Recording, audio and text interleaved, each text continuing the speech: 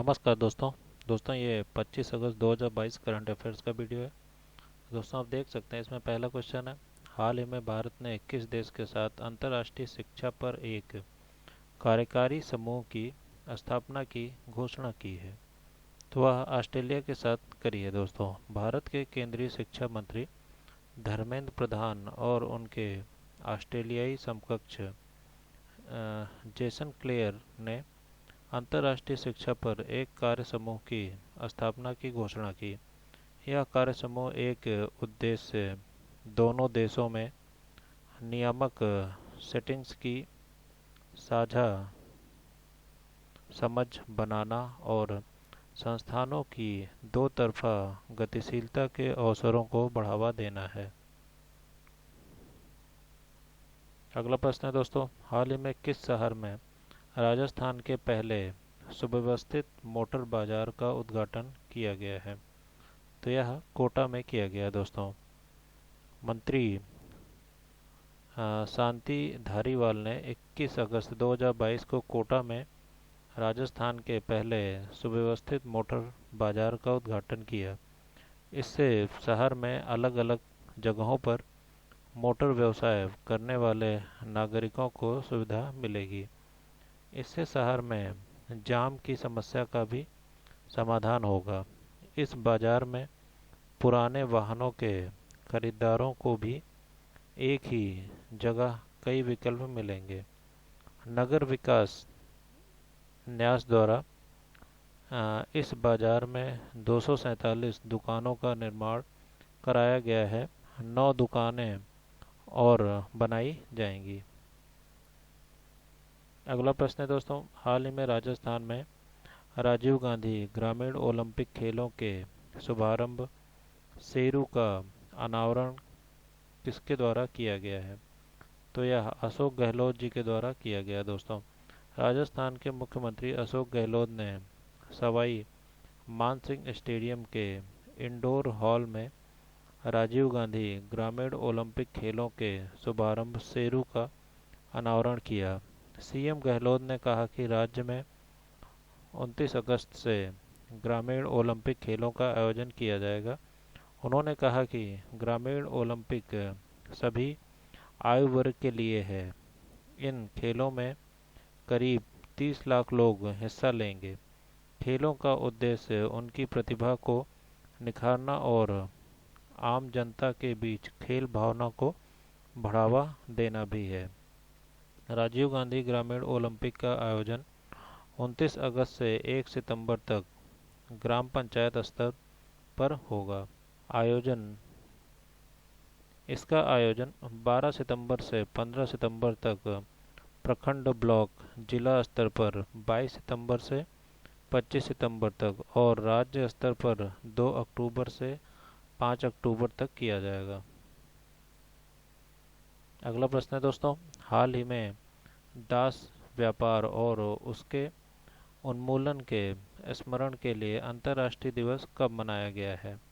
तो यह 23 अगस्त को मनाया गया। दोस्तों दास दास व्यापार और उनके उन्मूलन के स्मरण के लिए अंतर्राष्ट्रीय साल 23 अगस्त को मनाया जाता है। यह यह दिन उन लाखों लोगों को याद करने के उद्देश्य से मनाया जाता है जो ट्रांस अटलांटिक दास व्यापार के शिकार थे। यूनेस्को का उद्देश्य दास व्यापार के इतिहास के बारे में जागरूकता फैलाने की आवश्यकता को उजागर करता है ताकि लोग आधुनिक दुनिया पर दासता के प्रभाव को स्वीकार कर सकें। 23 अगस्त को यूनेस्को द्वारा दास व्यापार और उनके उन्मूलन के स्मरण के लिए अंतर्राष्ट्रीय दिवस के रूप में घोषित किया गया था। इस दिन 17 सैंटो डोमिंगो में एक विद्रोह शुरू हुआ था जिसने ट्रांस अटलांटिक दास व्यापार के उन्मूलन का मार्ग प्रशस्त किया। अगला प्रश्न है दोस्तों, बैंकिंग प्रणाली में धोखाधड़ी पर अंकुश लगाने के लिए बैंक ने बड़ी राशि वाले ऋणों को मंजूरी देने से पहले किससे उधारकर्ताओं के बारे में जानकारी लेने के लिए 20 सूत्रीय मानक प्रारूप तैयार किया है। तो यह आर्थिक खुफिया ब्यूरो बैंकिंग प्रणाली में धोखाधड़ी पर अंकुश लगाने के लिए बैंकों ने बड़ी राशि वाले ऋणों को मंजूरी देने से पहले केंद्रीय आर्थिक खुफिया ब्यूरो CEIB से अ, उधारकर्ताओं के बारे में जानकारी लेने के लिए 20 सूत्रीय मानक प्रारूप तैयार किया है। एक समान प्रारूप बनाने का उद्देश्य आर्थिक अपराधों पर इस तरह की जानकारी प्राप्त करने में देरी को कम करना है। इससे धोखाधड़ी पर अंकुश लगाने में मदद मिलेगी और बड़ी राशि को उधार देने में तेजी आएगी।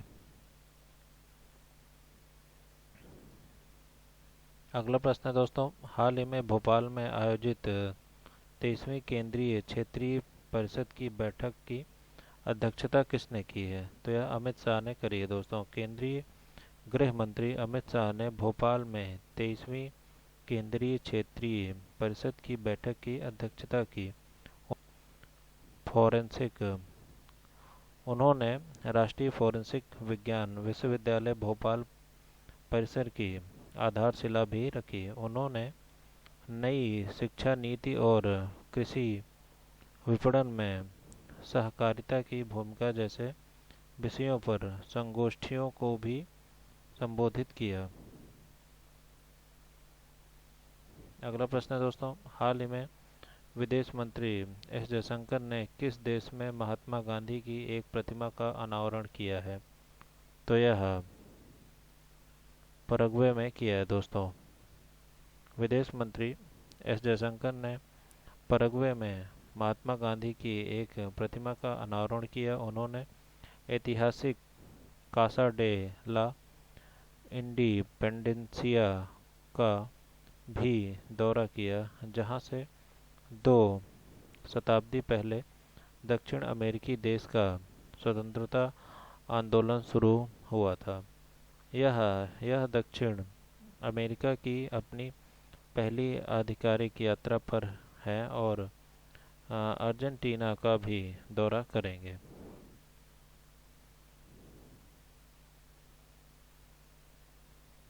अगला प्रश्न है दोस्तों, निम्नलिखित में से कौन सा राज्य पहली बार में एक शिक्षा टाउनशिप बनाने की योजना बना रहा है? तो यह उत्तर प्रदेश बना रहा है दोस्तों। पहली बार उत्तर प्रदेश सरकार राज्य में एक शिक्षा टाउनशिप बनाने की योजना बना रही है। इसे सिंगल एंट्री मल्टीपल एग्जिट के विचार पर विकसित किया जाएगा।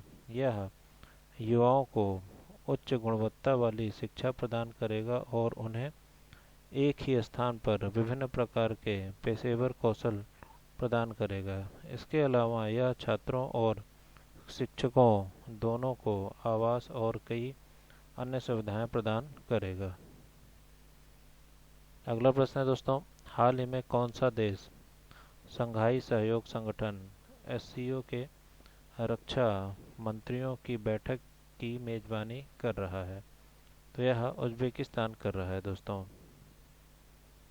रक्षा मंत्री राजनाथ सिंह 24 अगस्त 2022 को ताशकंद उज्बेकिस्तान में होने वाली शंघाई सहयोग संगठन SCO के रक्षा मंत्रियों की बैठक में भाग लेंगे। वार्षिक बैठक के दौरान शंघाई सहयोग संगठन सदस्य देशों के बीच रक्षा सहयोग के मुद्दों पर चर्चा। यूरेशियाई राजनीतिक, आर्थिक और सुरक्षा संगठन है। शंघाई सहयोग संगठन मुख्यालय बीजिंग, चीन में स्थित है। अगला प्रश्न है दोस्तों, हाल ही में national institute of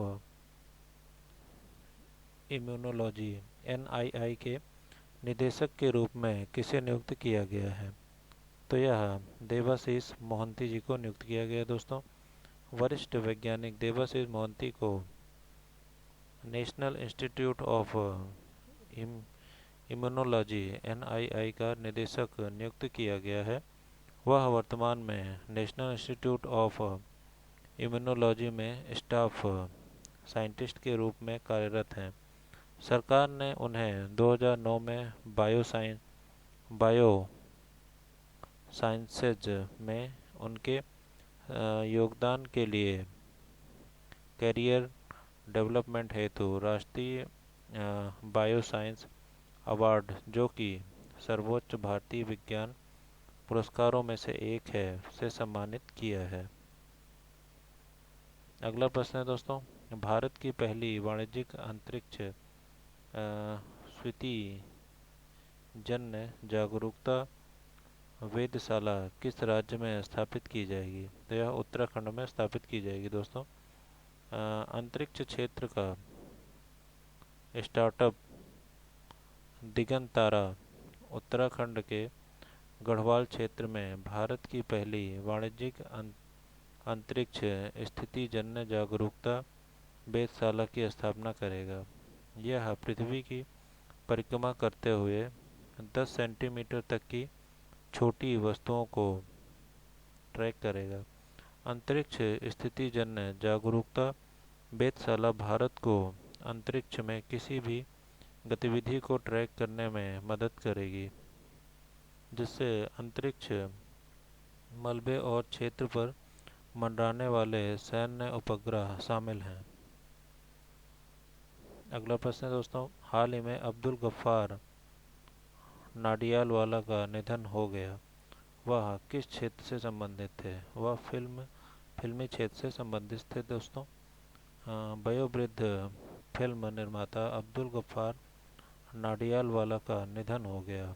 Abdul Gaffar नाडियालवाला को 1965 की फिल्म महाभारत और 2000 के दशक की हेरा फेरी और वेलकम जैसी हिट कॉमेडी फिल्म के साथ 50 से अधिक हिंदी फिल्मों के लिए जाना जाता था। उन्होंने 1953 में अपनी फिल्म निर्माण और मीडिया मनोरंजन कंपनी शुरू की थी। दैन दोस्तों, आज का यही वीडियो था। आपको कैसा लगा ज़रूर बताएं। धन्यवाद दोस्तों। और दोस्तों, आपको हमने पीडीएफ भी प्रोवाइड करी है। आप कमेंट्स में जाके दोस्तों पीडीएफ भी डाउनलोड कर सकते हैं। धन्यवाद दोस्तों।